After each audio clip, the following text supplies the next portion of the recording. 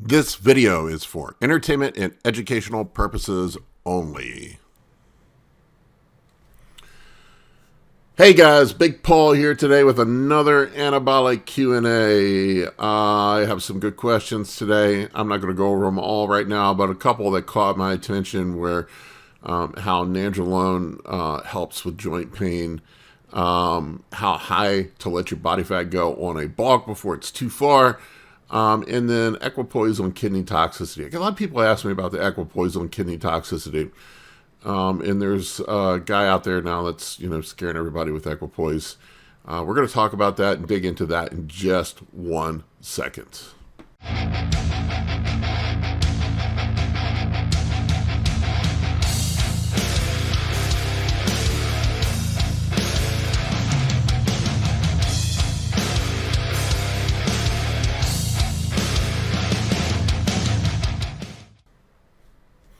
All right, first question I got here from Jonathan.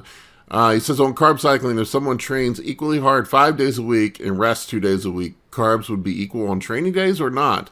And how much lower on off days? Then if someone is doing maintenance volume 1 day a week or full body, how low would carbs go on those low days? I'm not really sure what he's asking here. It's a little all over the place, but I kind of get the premise of it is how would you adjust for your carbs based on energy output, which is what we do with carb cycling.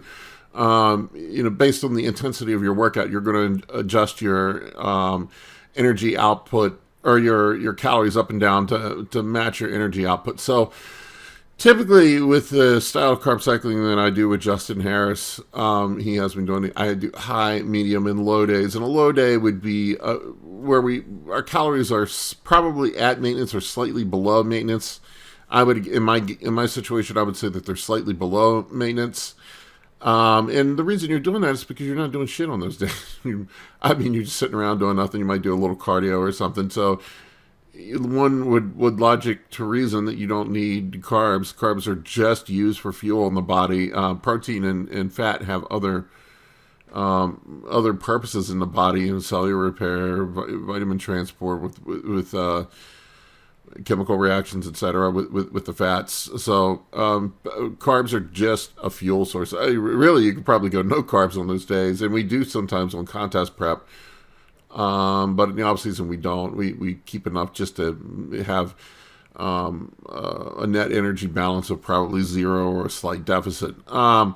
So on the training days, now you are right, your energy output is definitely not going to be the same on a day where you're training arms as you are training legs. Like if you're doing heavy squats, hammer curls are not going to burn up as many calories as doing 5 plates on squats or something.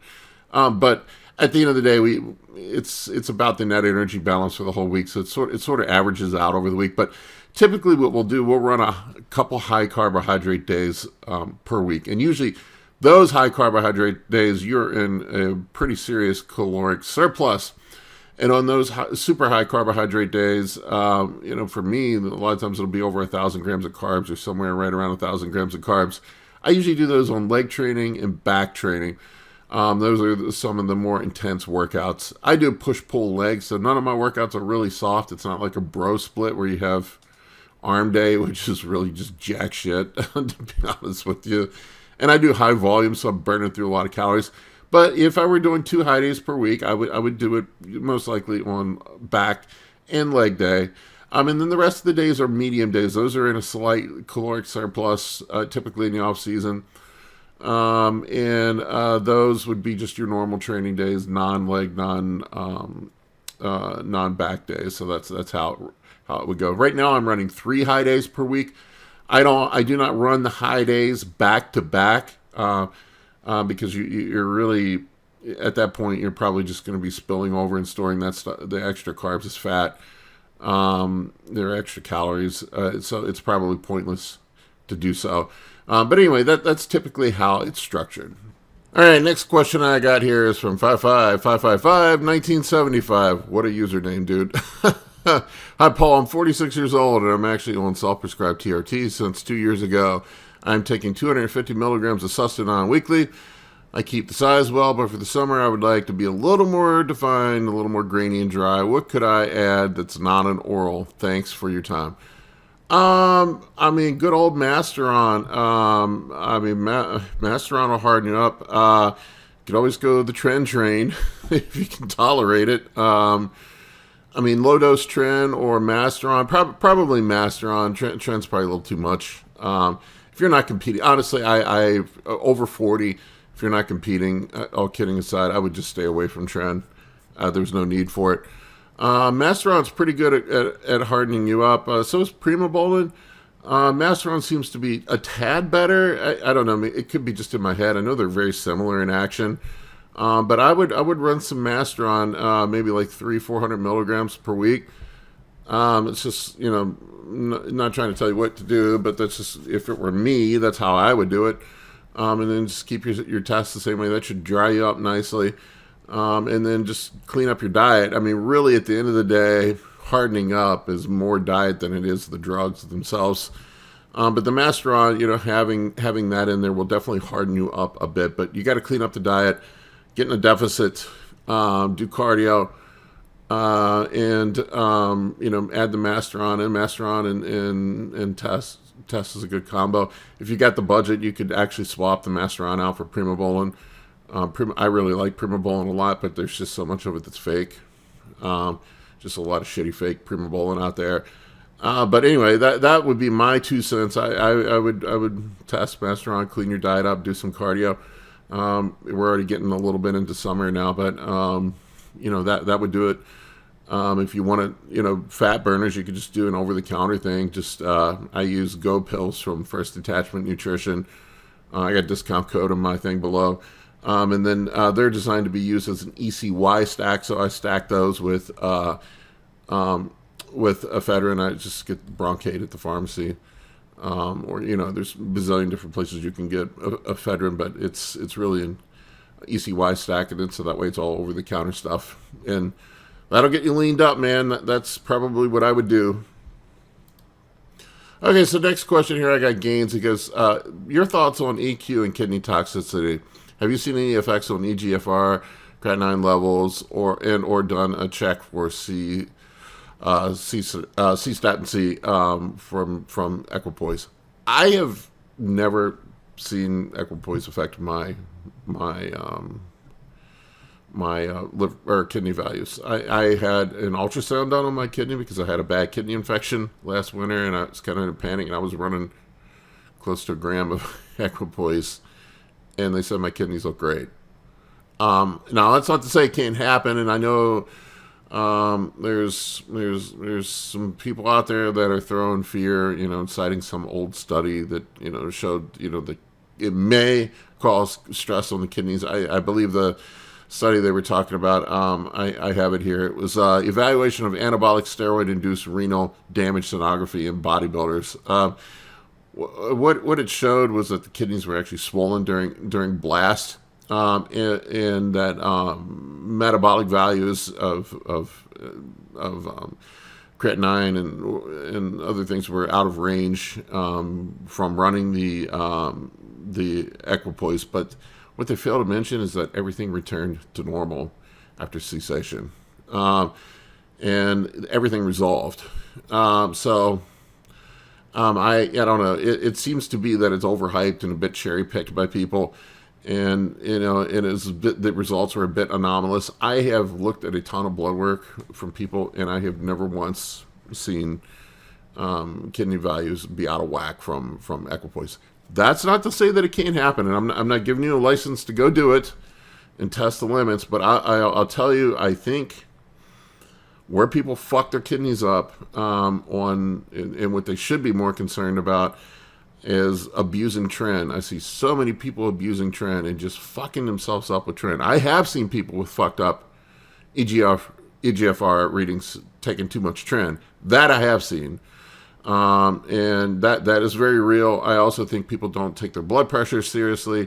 And most of the time when people have kidney damage, it's from long-term sustained high blood pressure, being dehydrated, things that you do at the end of contest prep that can cause kidney damage, such as water manipulation and using diuretics. that can definitely cause kidney damage. So in the high hematocrit and high blood pressure that are a result of taking equipoise may contribute to kidney stress. I mean, hell, all anabolic, AASs do contribute to some kidney stress. So, but I think if you keep those things in check, that you're pretty safe. And it's also dose dependent too. I find equipoise to be one of the milder compounds to use as far as side effects go. I wouldn't put it in my green light zone. I mean, I think the safest compounds are probably test, nandrolone, and primobolan, and some GH. So if you wanted to just keep everything safe and a safer, let's go with that. People get upset when I say safe. Safer. If you wanted to use a safer model of anabolic use, I would run test, nandrolone, and primobolan with some GH. That everybody freaks out about insulin, but insulin's relatively safe if you know what you're fucking doing with it. There is an acute risk of death, but it's pretty low. So those would be the things that I would use that are relatively safe. But anyway, that's my 2 cents on the whole equipoise thing. I think it's probably been overblown. I have not seen it in blood work, working with people.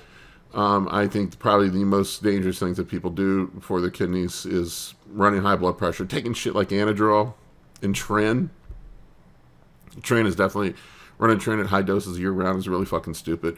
Running Anadrol year round at really high doses is stupid. Way more dumb than running equipoise. I'd be more worried about that, or eat D-ball, running dumbass D-ball year round at high doses. Those are probably worse for you than equipoise is. All right, next one I got here is from Smont, S-M-O-N-T, I think. I'm curious about how high you let your body fat get. I like to start auto cycle around 8 to 10% and finish the bulk around 15 to 18%. I don't measure my body fat that often. I like to get it done before contest just to see where I'm at. I don't trust most body fat readings anyway. I don't know how fucking accurate they are.